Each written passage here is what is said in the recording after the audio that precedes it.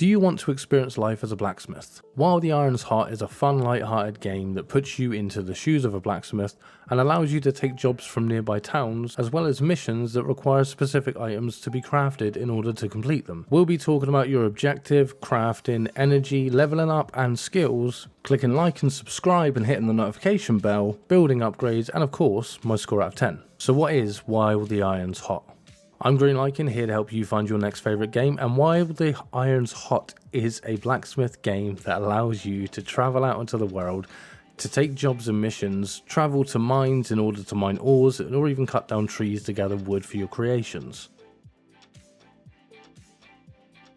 You're the blacksmith of a small town, and your job is to help upgrade the town in order to bring it back to its former glory. You do this by taking missions and jobs from the neighbouring towns, either from citizens or the job boards, and then completing those jobs in order to raise your fame and allow you to upgrade the town that you live in.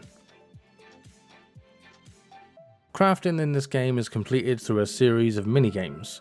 They are quick and relatively easy, but over time they can get a little bit boring, but it's necessary in order to craft. The first thing you'll be doing is smelting ores at the furnace in order to create bars. When you smelt your ore, you can choose how many you want to smelt and then you can leave it smelting. You can also use the handle next to the furnace in order to speed it up. This is useful if you need bars faster and can't wait around. In the minigame for this, you do this by stopping the market in the green area, and once you have the bars, you can then walk over to the anvil, where you select the size and shape of the metal sheet that you want to hammer out. There are various different types of sheets available to craft, and craftable items all require a set amount of sheets in order to craft them. As a quick tip, you can actually go into the blueprint menu in order to see the items that you can craft and see how to craft them, but you can also pin the blueprint from here so that you don't have to keep heading into the menu. Once you decide on what sheet to craft, you start hammering all of the metal that isn't in the green highlighted area.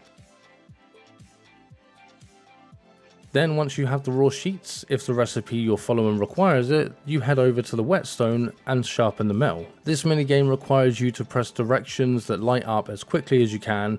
Normally it's only about 3 at the start of the game and it's pretty simple to do. Once you've completed it, then you'll have sharpened version of the metal that you started with. Then you can finally head over to the final bench to construct the item. This is done by putting the correct item into a certain formation that the blueprint shows, kind of like Minecraft. If you have the blueprint pinned though, then you can click on it and the items that are needed will be placed into the correct spaces for you. You then hold a button and craft the item and that's it, it's done. You can do any of these steps at any time, so if you know that you'll need something, then there's nothing stopping you from crafting multiple items to stockpile things. Crafting items isn't just for missions and jobs. You can also craft better tools for yourself and even craft things like an axe that allows you to clear map tiles on the main map and cut down trees. As you'd imagine, you use an axe for trees and a pickaxe for rocks. Or you use your finger or your mouse cursor in order to hit the like and subscribe button and press the notification bell to keep up to date with my future videos. You also need to regularly use a whetstone to sharpen the tools, but I wouldn't recommend that for your finger or a mouse cursor, that'd be kind of weird.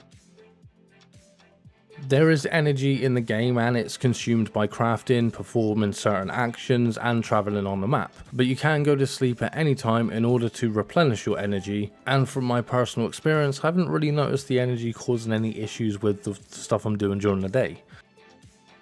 As you complete missions, jobs, explore the area and meet new people, you will accrue experience when you sleep at the end of each day. This experience will allow you to level up, and when you do, you get to choose a perk or skill. These things vary from speeding up your forging equipment to adding more energy to your energy bar, and you don't really have to work in order to level up, it's just generally you get experience for the things you've done in the day naturally.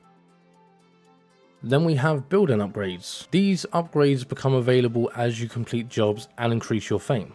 You can upgrade your forge and many other buildings in the town, and as you upgrade more things, then more things become available. If you're not just listening and you're watching the screen, then you should be able to see right now that there are quite a lot of buildings to upgrade, and each of them requires materials, and this is one of your main goals for the game, just to rebuild your town to return it to its former glory. There are other things past this to do with another forge, but that would mean having to go into spoiler territory, and the goal of my reviews is to keep them spoiler free. While the Iron's Hot is a good time waster and generally fun to play, it gives you various different things to do in order to keep you busy. I like it and will continue to play it as well, and because of that I'm going to give it a 7 out of 10. But if you prefer co-op games or simulation games, then check out my video on Lethal Company over there on the left, or check out Pumping Simulator 2 on the right. Also hit the like and subscribe buttons and turn on notifications so you can keep up to date with my future videos and new reviews as I release them. I've been GreenLycan, and I'll see you in the next one.